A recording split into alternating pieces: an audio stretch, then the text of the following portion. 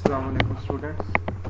तो last time आप लोगों ने जो टॉपिक पढ़ा था वो था लीनियर इक्वेशंस और I think some linear inequalities की प्रॉपर्टीज़ और लीनियर इक्वेशंस के सॉल्यूशन के रिलेटेड आप लोगों ने पढ़ा था। क्योंकि आप लोगों को पता है लास्ट टाइम आप लोगों ने लीनियर इक्वेशंस पढ़ी थी एंड लीनियर इक्वेशंस आपके पास वो इक्वेशंस होती हैं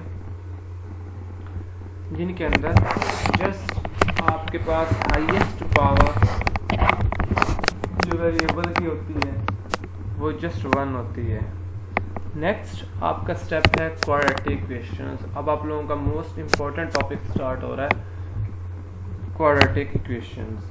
इंशाल्लाह आज मैं आप लोगों को फर्स्ट लेक्चर दूंगा क्वाड्रेटिक इक्वेशंस के लिहाज से, इसकी बेसिक्स बताऊंगा।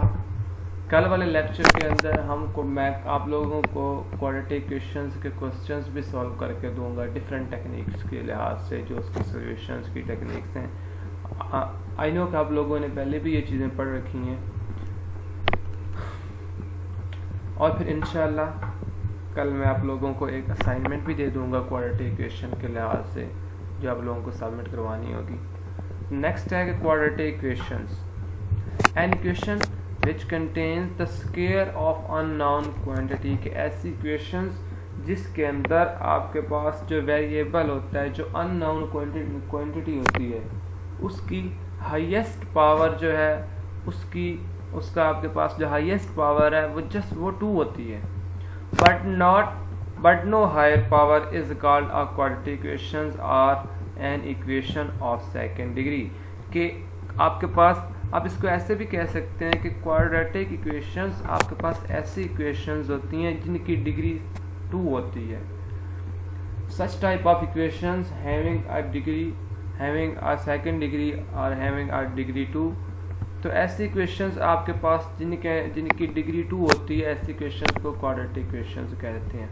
A second degree equation in one variable x of the form, आपके पास एक सेकंड डिग्री इक्वेशन की जो फॉर्म है वो कुछ इस तरह से होती है कि ax² plus bx plus c is equal to 0।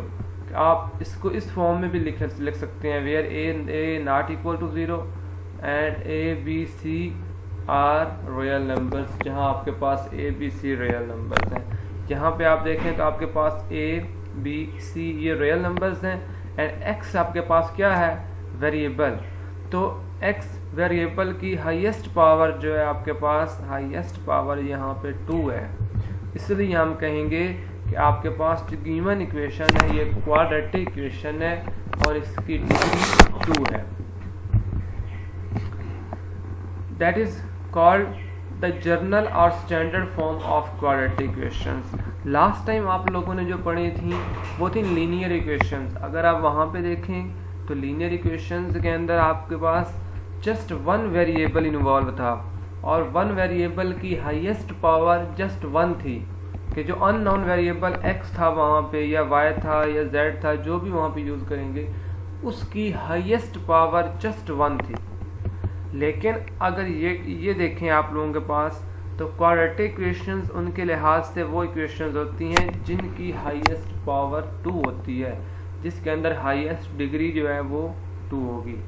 और यहाँ पे a b c ये आपके पास कांस्टेंट टर्म्स हैं। जैसा कि आपने इक्वेशन समटाइम पढ़ी होगी 5x² plus 4x plus 3 is equal to 0। तो वहाँ पे आपके पास 5 जो है वो कांस्टेंट है और 4 भी कांस्टेंट है। इस तरह आपके पास ये x² जब आपके पास वेरिएबल होता है, वेरिएबल के साथ बाकी सारी टर्म्स कांस्टेंट होती हैं। Here a is the coefficient of x², यहाँ पे a आपके पास x² का coefficient है and b is the coefficient of x और b जो है वो coefficient of x है and constant term is c और c आपके पास एक constant term है। a constant भी है लेकिन वो coefficient है x² का, b भी constant है वो coefficient है x का and c आपके पास third constant है। Then the equation x² minus 7x plus 6 is equal to 0 and 3x² plus 4x is equal to 0 are the examples of quadratic equations। आपके पास जो given equation ये है x² -7x + 6 = 0, ये आपके पास एक quadratic equation है। क्योंकि यहाँ ये लाजमी नहीं है यहाँ पे ये प्लस साइन है और ये माइनस साइन है, नहीं, साइन नहीं डिपेंड करेगा। आप इसको ऐसे करके खुद भी लिख सकते हैं, x² + -7x + 6 = 0 एंड 3x²। यहाँ पे आपके पास कोएफिशिएंट क्या है, a क्या है इस इक्वेशन के अंदर, a = 3 है। तो b को इसके साथ कंपेयर करें, b = क्या हो जाएगा 4 और c क्या होगा, ये +5 लेफ्ट साइड पे आके -5 बन जाएगा, तो b = -5 हो जाएगा। That are the examples of quadratic equations. And x² - 7x + 6 is the standard form, but 3x² + 4x = 5 is not a standard form। तो गिवन इक्वेशन आपके पास जो है x² - 7x + 6 ये स्टैंडर्ड फॉर्म में है, लेकिन 3x² + 4x = 5 is not in standard form। If b = 0 in quadratic equations ax² + bx + c = 0, then it is called a pure quadratic equations। अगर आपके पास कांस्टेंट टर्म जो b है वो 0 हो जाए, अगर कांस्टेंट टर्म b 0 हो जाएगी तो आपके पास जो गिवन वेरिएबल x है उसके लिहाज से वो भी = 0 हो जाएगा। सो ax² + bx अप्रोचेस टू 0, ये टर्म अप्रोचेस टू 0 कर जाएगी bx, तो ये बन जाएगा ax² + c। तो इस जब इक्वेशन कुछ इस फॉर्म में हो आप लोगों के पास जस्ट x² वाले टर्म, तो जैसे ये x² - 16 या 4x² - 7 = 0 या 4x = 7, तो ऐसी इक्वेशंस आप लोगों के पास कहलाती हैं प्योर क्वाड्रेटिक इक्वेशंस। ऐसी इक्वेशंस जिन इक्वेशंस के अंदर आपके पास ये टर्म जो है bx वाली अप्रोचेस टू 0 कर जाए, जस्ट टर्म आपके पास बचे ax² + c = 0, तो such type of equations are called pure quadratic equations. दोबारा कहते हैं, दोबारा आप लोगों को ये समझाता हूँ कि क्वाड्रेटिक इक्वेशंस ऐसी equations which contains the square of unknown variable, ऐसी इक्वेशंस जिनके अंदर अननोन वेरिएबल की हाईएस्ट पावर 2 होती है।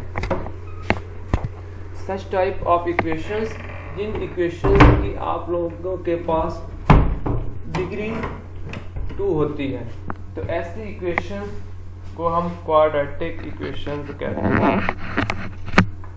ऐसी इक्वेशंस जिन इक्वेशंस में अननोन वेरिएबल की पावर 2 हो या डिग्री ऑफ एन इक्वेशन भी 2 हो, ऐसी इक्वेशंस को क्वाड्रेटिक इक्वेशंस बोलते हैं। लाइक आपकी जो standard form of quadratic equation है वो कुछ इस तरह से है, ax² + bx + c = 0, वेयर आप लोगों के पास a b c सारे एक्ट एज अ कांस्टेंट सी कर रहे हैं। तो यहाँ पे a b और c आप लोगों के पास कांस्टेंट्स हैं और x जो है वो वेरिएबल है। Here a is the coefficient of x², तो आपके पास a जो है वो coefficients of x² है। b is the coefficient of x, जो हाईएस्ट डिग्री होगी उसका कोएफिशिएंट a होगा, और b जो आपके पास वो कोएफिशिएंट ऑफ x है, एंड कांस्टेंट टर्म c आपके पास ऐसी है जिसके साथ x नहीं है। हाँ, इसके साथ एक तरह से x लिखा जा सकता है, अगर आप लिख दें x⁻0, तो x⁻0 = 1 होता है, क्योंकि किसी भी टर्म की अगर पावर 0 ले लें तो वो = 1 होता है। The equation x² - 7x + 6 = 0 and 3x² + 4x = 5 are the examples of quadratic equations। कि आप लोगों के पास x² - 7x + 6 = 0, ये एक ऐसी इक्वेशन है जो क्वाड्रेटिक इक्वेशन है, एंड 3x² + 4x = 0, ये भी आप लोगों के पास क्वाड्रेटिक इक्वेशंस है। यहाँ आप कॉन्स्टेंट्स देखेंगे तो आप लोगों के पास a कांस्टेंट 1 है, b जो है ये -7 है और c = +6 है। इसको अगर कंपेयर करें तो a = 3 है, b = 4 है और c = -5 है। इफ a = 0, अगर आप कहते हैं कि आप लोगों के पास कांस्टेंट टर्म a जो है वो अप्रोचेस टू 0 हो जाती है, वैसे अगर कह दें कि a यहाँ पे 0 हो तो एक्स स्क्वायर वाली टर्म 0 हो जाएंगी, यहाँ आपके पास होगा जस्ट बी एक्स प्लस सी। तो ऐसी इक्वेशंस आप लोगों के पास लीनियर इक्वेशन बन जाएगी, क्योंकि वहाँ हाईएस्ट डिग्री जस्ट 1 होती है, यहाँ भी 1 बच जाएगी, क्योंकि अगर हम कह रहे हैं कि अगर कांस्टेंट टर्म ए जो है वो 0 हो जाए तो। लेकिन दूसरी बात है कि अगर कांस्टेंट टर्म बी 0 हो जाए, अगर कांस्टेंट टर्म बी 0 हो जाएगी, मतलब ये टर्म अप्रोचेस टू 0 कर जाएगी, देन गिवन इक्वेशन आप लोगों के पास ए एक्स स्क्वायर प्लस सी, तो ये आप लोगों के पास प्योर क्वाड्रेटिक इक्वेशन कहलाएगी।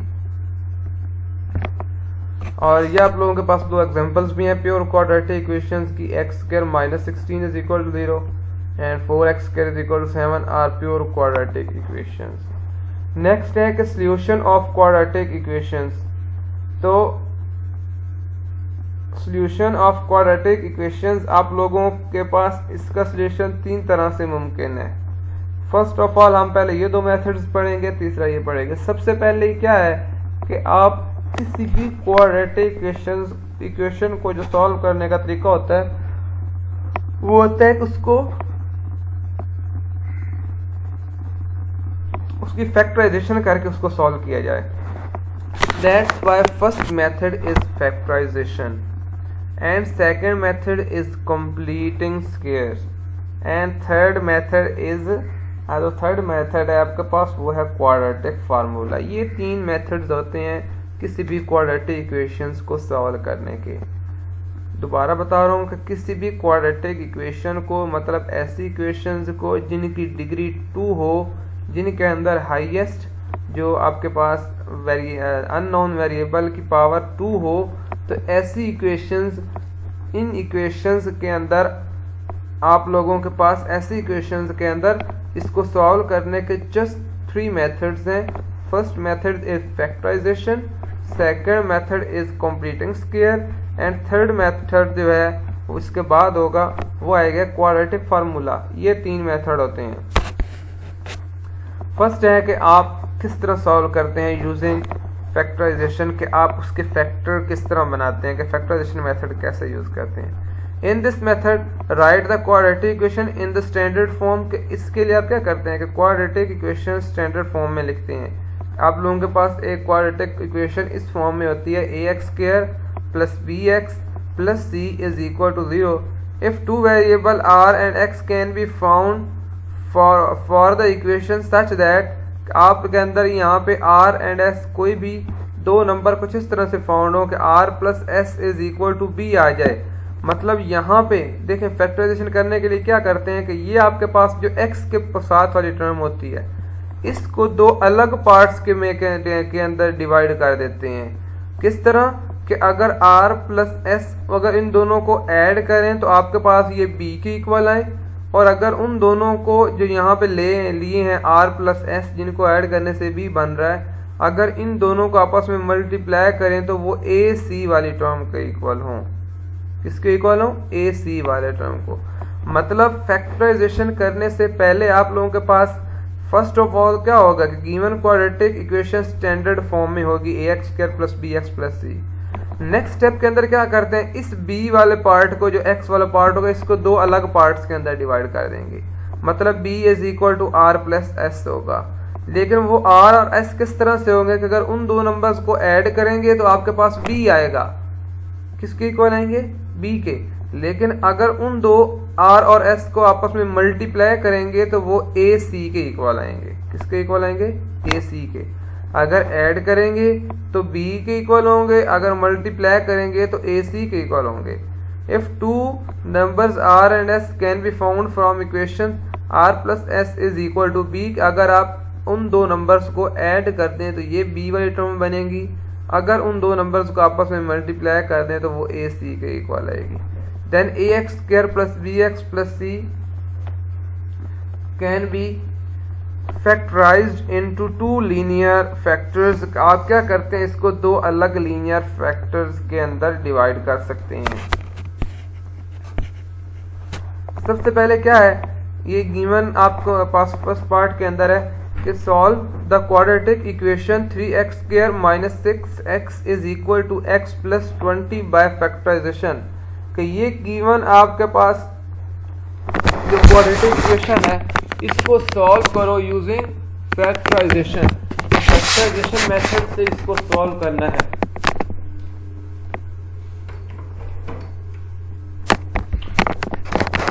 गिवन क्वाड्रेटिक इक्वेशन क्या है? 3x स्क्वायर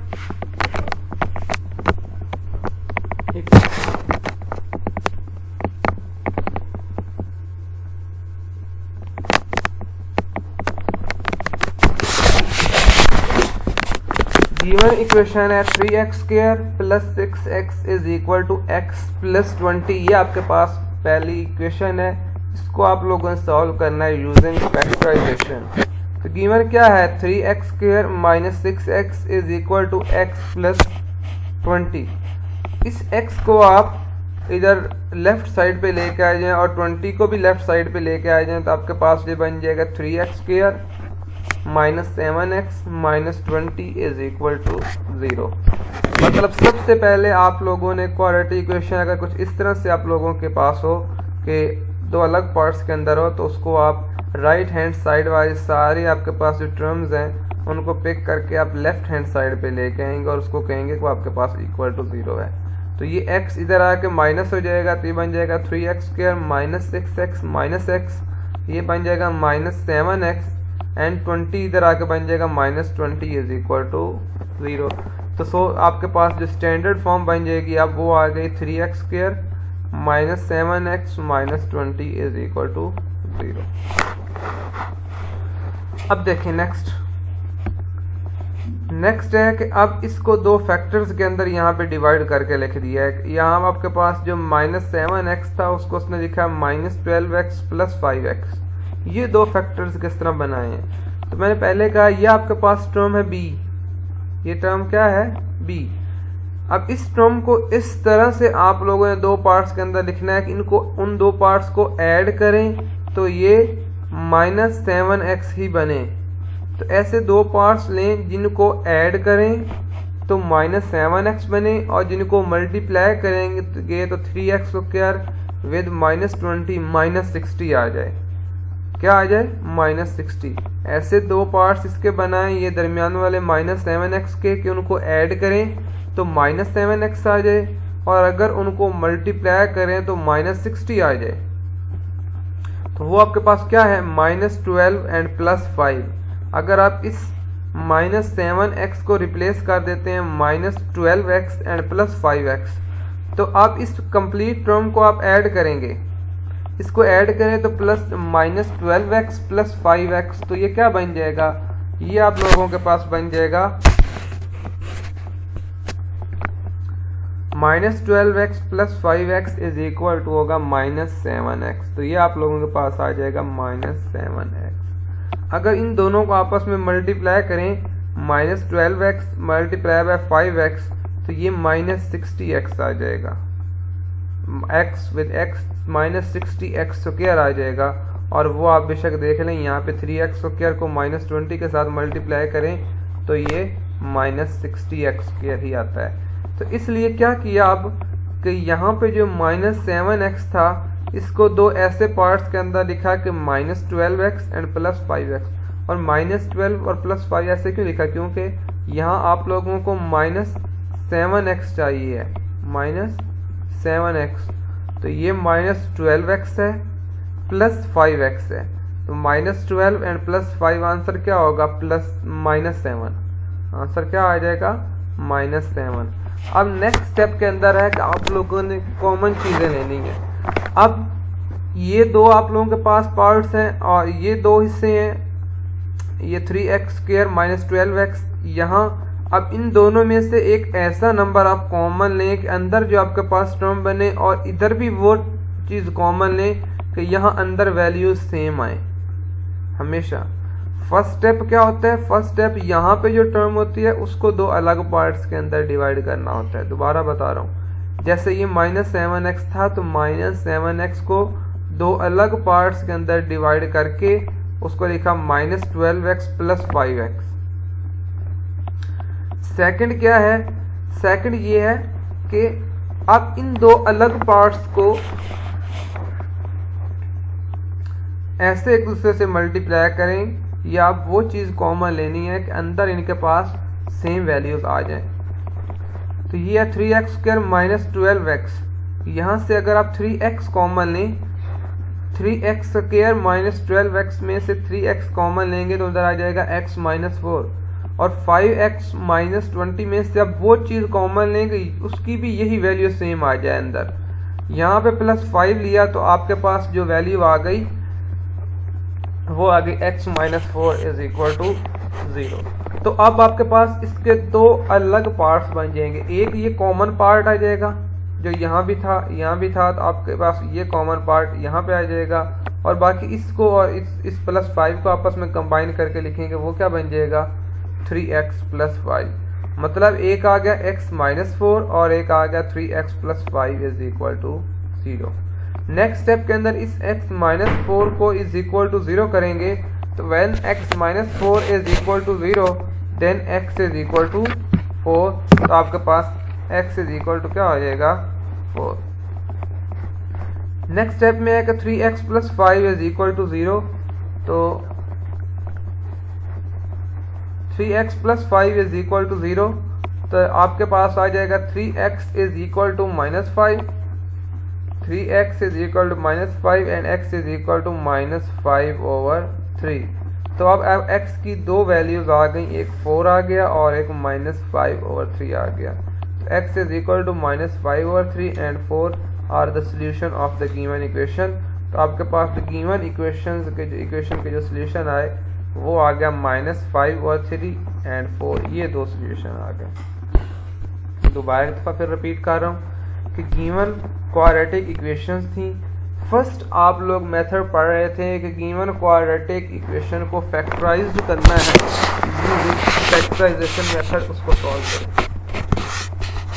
तो यूजिंग फैक्टराइजेशन मेथड, इधर आ जाओ, यूजिंग फैक्टराइजेशन मेथड ये आपके पास है 3x² माइनस 6x + x + 20। सबसे पहले क्या करेंगे कि गिवन जो राइट साइड पे जो टर्म्स थी उनको लेफ्ट साइड पे शिफ्ट कर दें। ये क्या बन जाएगा 3x² minus 7x minus 20 is equal to 0।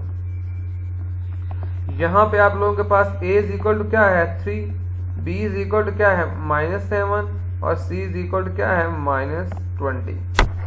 अब नेक्स्ट स्टेप में फैक्टराइजेशन के अंदर क्या करते हैं कि यहाँ जो -7x है, अब इस टर्म को ऐसे आप लोगों ने दो अलग पार्ट्स के अंदर डिवाइड करना है कि उन दो पार्ट्स को ऐड करें तो -7x बने, और अगर उन दो पार्ट्स को मल्टीप्लाई करें तो ये आप लोगों के पास बने 60x², क्योंकि ये 3x² को -20 के साथ मल्टीप्लाई करेंगे तो -60x²।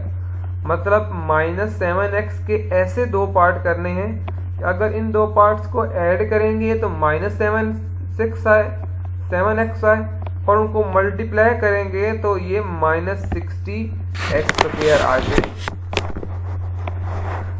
एज इक्वेशन आपके पास 2 जो है उसको आप ऐसे लिख देंगे कि 3x² minus 12x + 5x - 20 is equal to 0।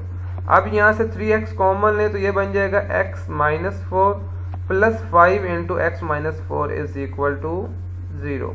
ये आप लोगों के पास कुछ इस फॉर्म में आ गया। अब ये क्या बन गया 3x + 5, एक तो ये बन जाएगा इसका, इस पार्ट को इसके साथ आपने कंबाइन करना है, या फिर बेशक x - 4 कॉमन ले लें तो अंदर बच जाएगा 3x + 5। इसके दो पार्ट बन गए, एक x - 4 बन गया और एक आपके पास आ गया 3x + 5। अब ये क्या बन जाएगा x - 4 इज इक्वल टू 0, तो x is equal to 4। Next क्या है 3x + 5 इज इक्वल टू 0, तो 3x इज इक्वल टू -5/3, तो x इज इक्वल टू -5/3 और x इज इक्वल टू 4। ये दो सोल्यूशन आप लोगों के पास आ गए इस गिवन जो आप लोगों के पास क्वाड्रेटिक इक्वेशन थी। एक बात याद रखें, अब इस क्वेश्चन के दो आंसर आए हैं। पहले जो आप लोग लीनियर इक्वेशंस कर रहे थे उनका आंसर एक आता था कि जितनी भी गिवन इक्वेशन की हाईएस्ट डिग्री होगी, डिग्री क्या होती है कि उसके अंदर अननोन वेरिएबल की हाईएस्ट पावर, इस इक्वेशन के अंदर इस इक्वेशन की डिग्री जो है वो 2 है। मतलब यहाँ पे अननोन वेरिएबल की हाईएस्ट पावर क्या है 2। तो इसके दो सॉल्यूशंस एग्जिस्ट करेंगे। लेकिन अगर इसकी हाईएस्ट पावर 1 हो उसका एक सोल्यूशन ही एग्जिस्ट करता है। नेक्स्ट ये एक्टिविटी है, आप लोगों ने यहाँ पे खुद चेक कर लेनी है कि X square minus X minus 2 is equal to 0। इसकी फैक्टराइजेशन क्या होगी? इसकी फैक्टराइजेशन होगी एक्स स्क्वायर। अब आप वो टर्म, उन दो टर्म्स को ऐड करें तो ऐड करने से माइनस एक्स बने और मल्टीप्लाई करने से माइनस 2x स्क्वायर बने। तो ये आप लोगों के पास बन जाएगा माइनस 2x प्लस x। अगर आप उन दोनों को आपस में ऐड करेंगे माइनस 2x और प्लस x को तो माइनस x बन जाएगा और मल्टीप्लाई करेंगे तो माइनस 2x स्क्वायर बन जाएगा। तो आप लोग इस क्वेश्चन को अपने पास से इस तरह कर सकते हैं। नेक्स्ट है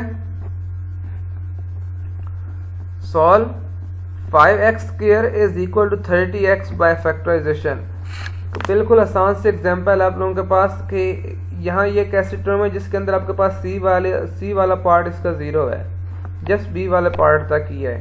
ये क्या है? 5x square is equal to 30x।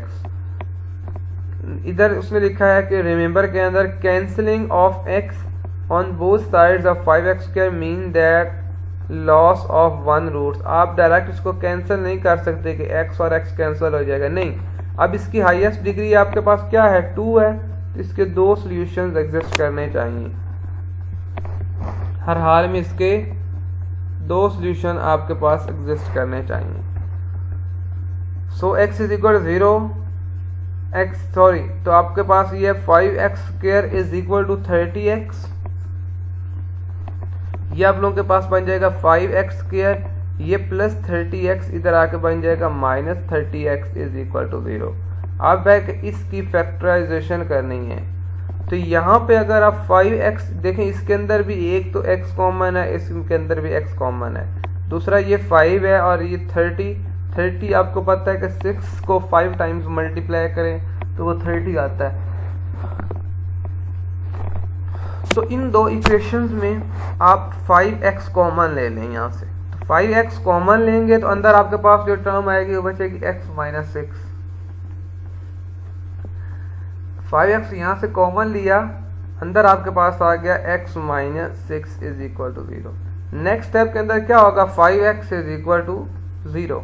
ये आपके पास क्या आ जाएगा? 5x is equal to 0। और नेक्स्ट स्टेप के अंदर क्या है?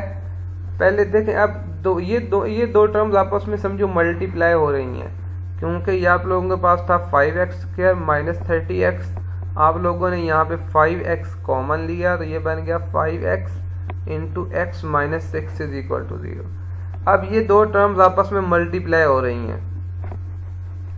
जब भी दो टर्म्स आपस में मल्टीप्लाई हो रही हो तो उन दोनों को अलग अलग इक्वल टू 0 किया जा सकता है। तो ये क्या बन जाएगा? 5x इज इक्वल टू 0 और दूसरा क्या होगा? x minus 6 is equal to 0। तो ये आपके पास क्या बन जाएगा? 5x इज इक्वल टू 0, ये 5 इधर आके डिवाइड हो जाएगा तो x इज इक्वल टू क्या आ जाएगा? 0 ओवर 5। ये क्या बन जाएगा? 0 ओवर 5। तो 0 over nothing over something answer 0 होता है। तो ये आपके पास x इज इक्वल टू क्या आ जाएगा? 0। x इज इक्वल टू क्या आ गया? 0। नेक्स्ट है कि x minus 6 is equal to 0। तो इधर माइनस है तो राइट साइड पे जाकर प्लस बन जाएगा तो x इज इक्वल टू 6 बन गया। तो अब x के दो रूट्स आ गए 0 एंड 6। तो x is equal to 0 and 6 are the roots of given equation. दोबारा बता दूं कि गिवन आपके पास क्वेश्चन था solve 5x square is equal to 30x by factorisation. आप लोगों के पास जो गिवन क्वेश्चन है उसको आपने सॉल्व करना है यूजिंग फैक्टराइजेशन मेथड। तो ये क्या है? 5x square is equal to 30x। इधर आ जाएगा 5x square minus 30x is equal to 0। यहाँ पे आप 5x कॉमन लेंगे तो अंदर टर्म आपके पास बच जाएगी x minus 6। First of all आप कह देंगे 5x इज इक्वल टू 0, दूसरी दफा क्या कह देंगे? x minus 6 is equal to 0। तो 5x इज इक्वल टू 0, यहाँ पे 5 राइट साइड पे जाकर डिवाइड हो जाएगा तो x इज इक्वल टू 0 आ जाएगा। और यहाँ पे क्या है? x minus 6 is equal to 0, तो आपके पास x is equal to plus 6 आ जाएगा। तो इस इक्वेशन के आपके पास दो अलग रूट्स आ गए 0 एंड 6। ये भी था यूजिंग फैक्टराइजेशन मेथड। नेक्स्ट है solve the quadratic equation x square minus 3x minus 4 is equal to 0 by completing square. अब आप इसको सॉल्व करें यूजिंग कंप्लीटिंग स्क्वायर्स। ये गिवन इक्वेशन है x square minus 3x minus 4 is equal to 0। एक बात याद रखें, जब भी कंप्लीटिंग स्क्वायर की बात आए तो हमेशा जो आपके पास हाईएस्ट डिग्री है इसके साथ 1 होना चाहिए। अगर कोई भी इसके अलावा टर्म है तो आपने उधर दूसरी साइड पे जाकर डिवाइड कर देनी है। यहाँ पे आप 1 के अलावा कुछ नहीं रख सकते जब भी कंप्लीटिंग स्क्वायर करना हो। जब भी कंप्लीटिंग स्क्वायर मेथड हो तो यहाँ पे आपके पास जो चीज़ मल्टीप्लाई हो रही होगी उसको ख़त्म करने के लिए पूरी इक्वेशन को उसके साथ डिवाइड कर देंगे।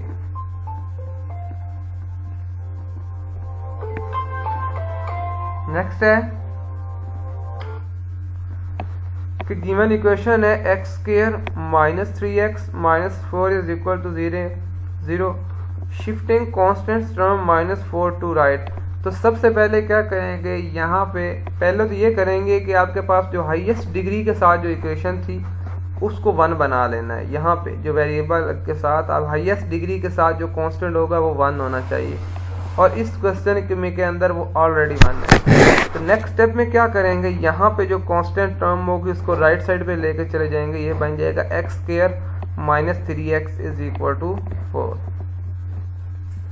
अब नेक्स्ट क्या है, adding the square of 1/2 coefficients of x that is, क्योंकि आप इस कंप्लीटिंग स्क्वायर के अंदर आप लोगों ने एक फार्मूला कंप्लीट करना होता है जो आप लोगों के पास होता है कि a प्लस बी कंप्लीट का स्क्वायर इज इक्वल टू होता है a square plus 2ab plus b square.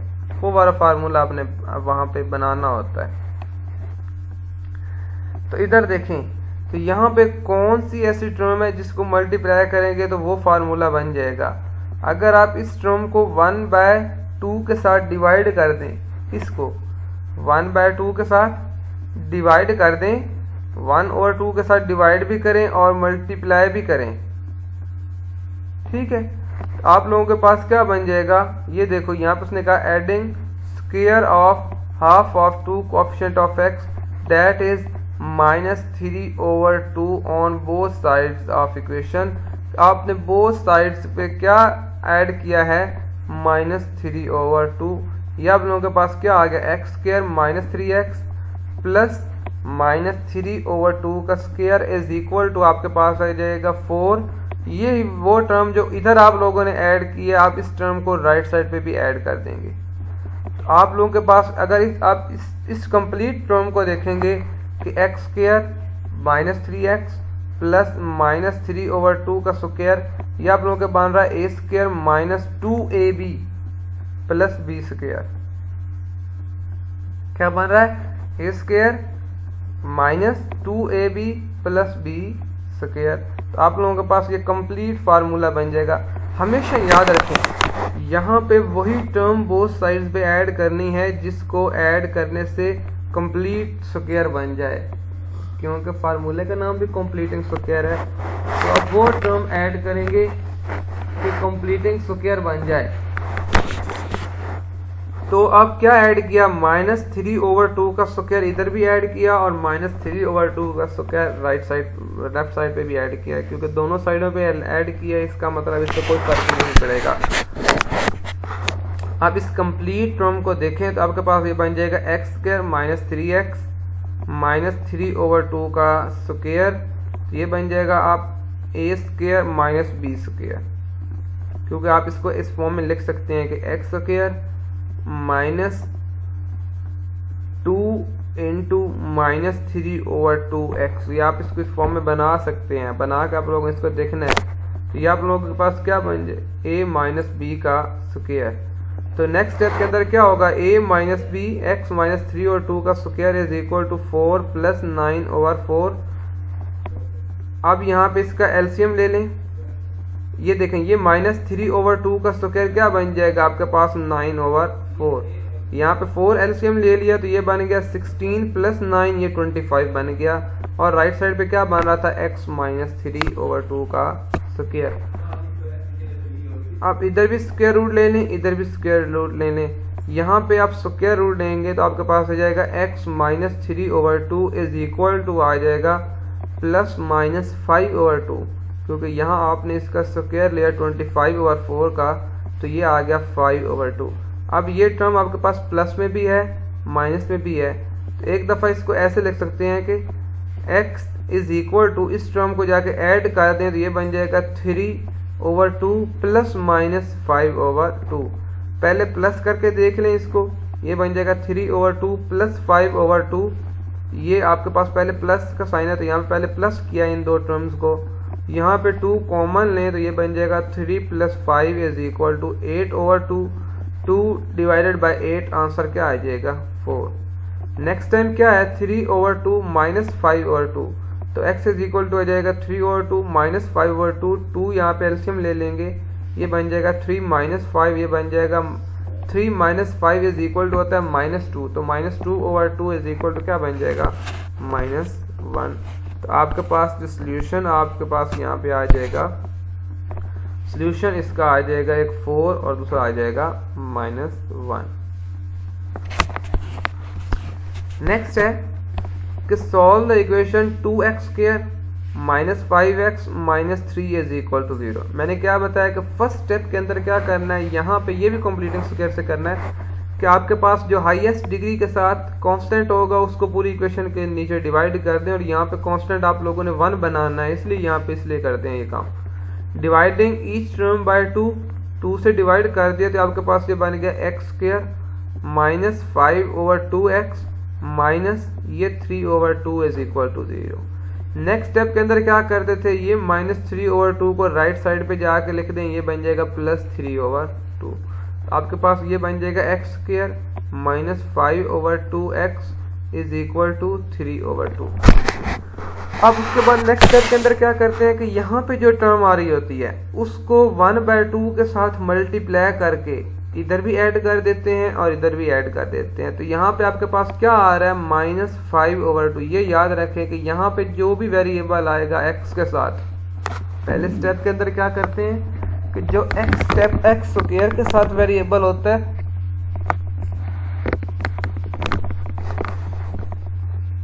उसको डिवाइड करते हैं बोथ साइड्स पे और वहां पे 1 बनाते हैं।